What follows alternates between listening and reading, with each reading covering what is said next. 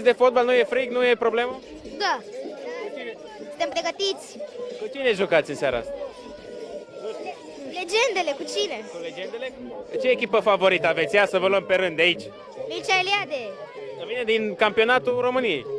FCSB. FCSB? Tu? Rapidul. Rapidul? Tu Rapid. Tu Rapid? Da. Rapid București. Rapid București. Deci am o întrebare prima dată. Fiecare cu ce echipă ține, echipa favorită? FCSB. FCSB? Rapidul. Rapidul? FCSB. Hai FCSB! CSA Steaua. FCSB Steaua. Bun. Hai că în weekendul ăsta avem un derby, da? FCSB Dinamo. Cum o să fie derby-ul? 3-0 pentru FCSB. 3-0 FCSB? 3-1 FCSB. Eu merg pe un 2-1 sau 2-0. Asta e, tu ești cu Rapid, nu? Nu, cu FCSB. FCSB ești, am uitat, scuză-mă. Dar și Dinamo joacă foarte bine în ultimul timp. Un jucător favorit, hai, pe care îl aveți? L-am pe Darius Olaru. Darius Olaru? Da, și Florinel Coman. Florinel Coman? Olaru din România. Olaru? Olaru. Niciuna. Hai, zi la... Tu Olaru. Cum? Olaru. Tu ești cu Rapid, nu? Da. Hai, zi la Rapid atunci. Burza. Chiar dacă a plecat. Bine, băieți, mulțumesc frumos. Hai, baftă la fotbal. Da, să vedem, auziți?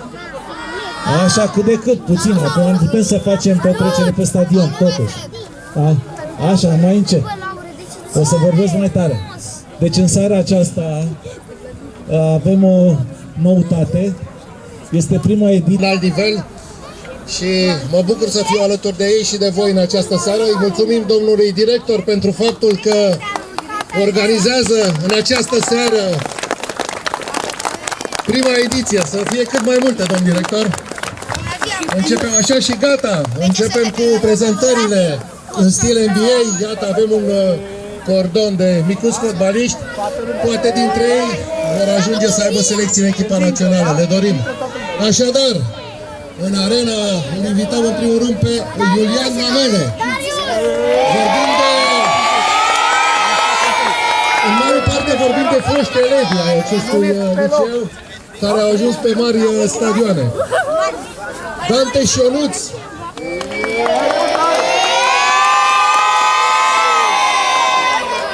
Vă vor încânta în curând. Daniel Stana.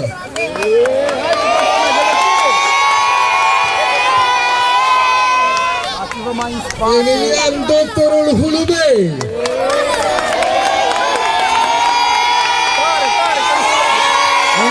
Am acest liceu, să știți. Mi-a spus mie, domn director. Cristi Poiană.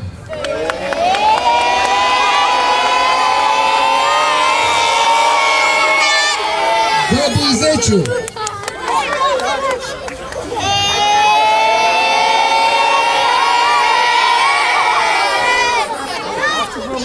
Mihai Năstăsoiu.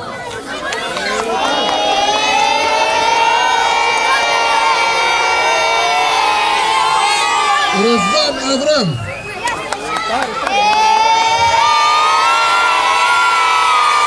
Un fundaș de fier, arată la fel ca atunci când juca. Dani Lung.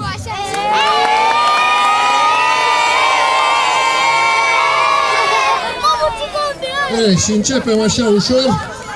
Mircea Șai, un fotbalist foarte, foarte valoros.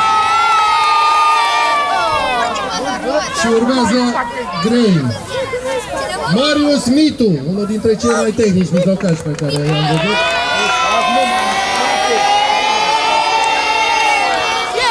Fost capitan al Rapidului într-o vreme internațională, în vremea mandatului Răzvan Lucescu și unul dintre cei mai tehnici fotbaliști pe care i-am avut. A jucat și la PAOK Salonic, nimeni altul decât Costin Neagu. Salut, băieți! Salut! Ce? Atacant și foarte bun prieten cu Costin. A marcat multe goluri din pasele lui. Cătălin Oprișan, scuze. Ionuț Bazilu!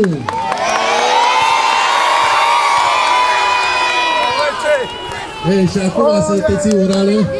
Fost capitan al Stelei, că nu pot să zic FCSB-ului că mă ceartă de fiecare dată când mă vede. Fost capitan al Stelei, a jucat în cupe europene, meci internaționale la echipa națională, stranier de marcă. elev al acestui liceu, Sorin Paraschiv.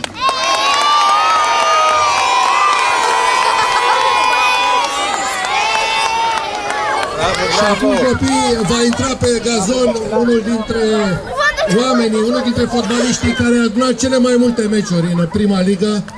A jucat la echipa națională, a jucat pentru FC Național, a jucat pentru Steaua, a jucat pentru Rapid, a jucat pentru Sportul Studențesc. Dar unde nu a jucat tatălui Răzvan Marin, Petre Marin!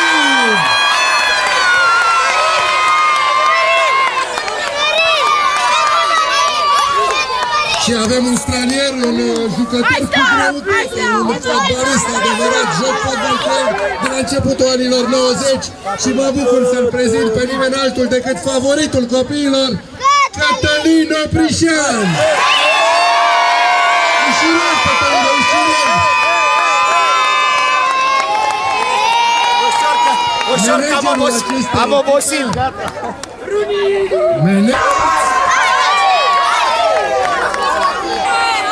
Ca mare diferență de vârstă, mi se pare. Bun, brigada de arbitri, o vedem acolo. Să trageți cu noi, vă rugăm frumos, că avem nevoie.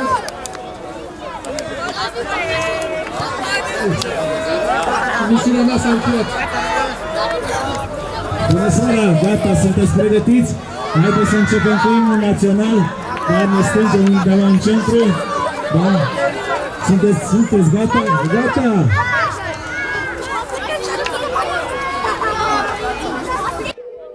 Bun găsit, domnule Paraschiv. Amintiri așa din copilărie, cumva vă întoarceți în timp în această seară la Liceul Mircea Eliade. Într-adevăr, amintiri din liceu. Dacă am venit la 13 ani la Steaua, la 14 ani am intrat la acest liceu, unde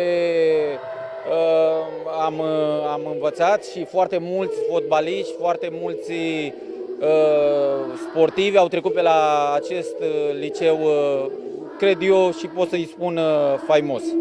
Și pasul la Steaua s-a făcut cumva natural atunci, ați avut o carieră foarte, foarte frumoasă la clubul Steaua, nu?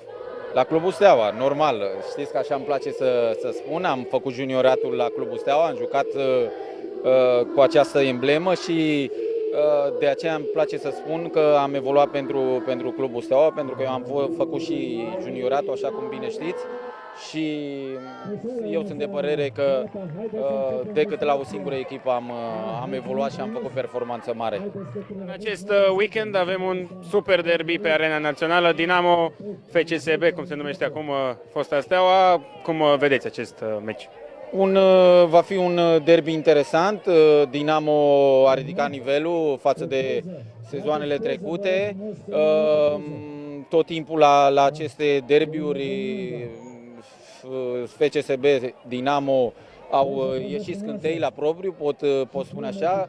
Cred că stadionul va fi arhiplin și va fi un derby de urmărit acest weekend. Un derby mai echilibrat decât în ultimii ani, când Dinamo s-a tot luptat acolo la retrogradare și nu a fost aceeași echipă pe care o știam noi în urmă cu mulți ani. Exact, asta am și spus, va fi un derby echilibrat. În ultimii ani, nu știu, acest derby nu a mai fost cel care era odată, chiar și pe vremea noastră, dar în acest an Dinamo sunt în fața FCSB-ului în campionat. Au reușit să facă o echipă bună, tineri, valoroși, îmbinat așa cu multă experiență și încă o dată vă spun, va fi un derby foarte interesant. Cine va face diferența? Păi, sunt jucători, au și Dinamo, și FCSB-ul. La FCSB Darius Olariu este într-o formă foarte, foarte bună. Iarăși la Dinamo sunt câțiva jucători, încă nu am reușit să le rețin numele la toți pentru că sunt și foarte mulți străini, dar avem și un român care este foarte tânăr și face diferența, acela este Cârjan. Cam ăștia sunt jucătorii care cred eu că pot face diferența acum. Acolo la mijlocul terenului cum stă FCSB-ul cu Adi Șut, Alexandru care acum s-a accidentat, desigur cum vi se pare mijlocul? Într-adevăr, au potențial, au un lot foarte numeros, un lot valoric echilibrat, pot face oricând schimbări, chiar dacă Alexandru s-a accidentat, îmi pare foarte rău pentru el, sunt variante, Juma, sunt foarte mulți jucători care îl pot înlocui. De-aia patronul a investit foarte mulți bani în a crea un lot numeros și uitați-vă că în acest moment chiar este nevoie de aportul tuturor jucătorilor. O să câștige titlul și în acest an? Au început cam rău în campionat, urmează o campanie europeană unde au început foarte, foarte bine. Depinde, nu știu cum vor trata meciurile din campionat, meciurile din cupele europene vedem că sunt acolo în top, chiar neașteptat. Cred că ar trebui să bazeze mai mult și pe campionat de acum înainte. Mulțumim frumos, domnule Păr.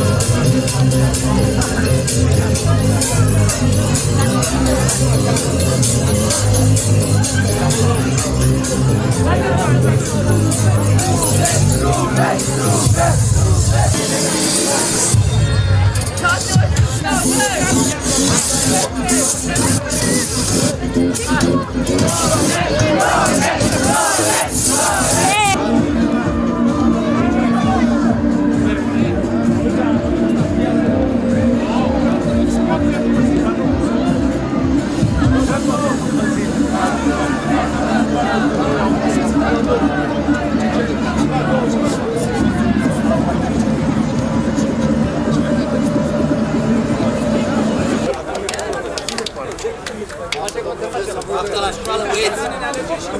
Asta la examen! Asta la școală, la examen!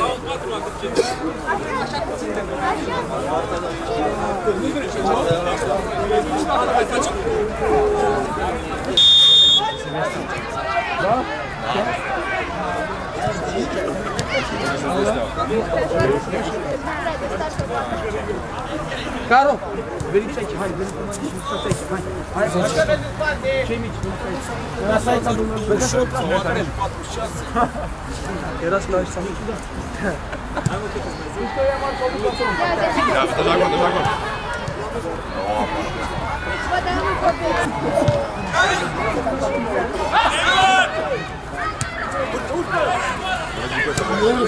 Știi, Filip?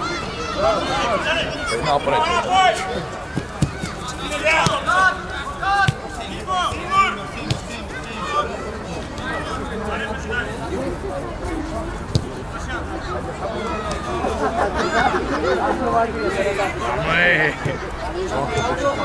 Băi, n-au bine! Și ce vârstă au? Și ce vârstă au?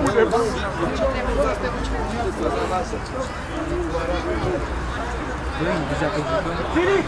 Filip! Nici nu începe minge. N-a atacat, n-a atacat.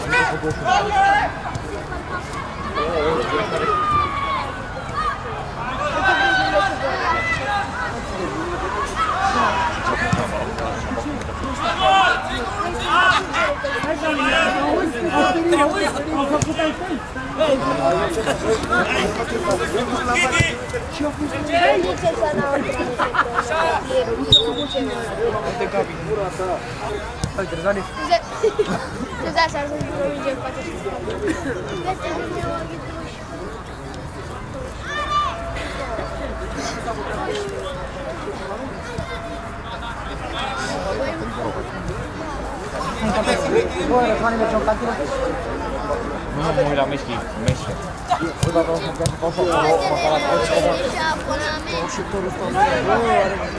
Abonament.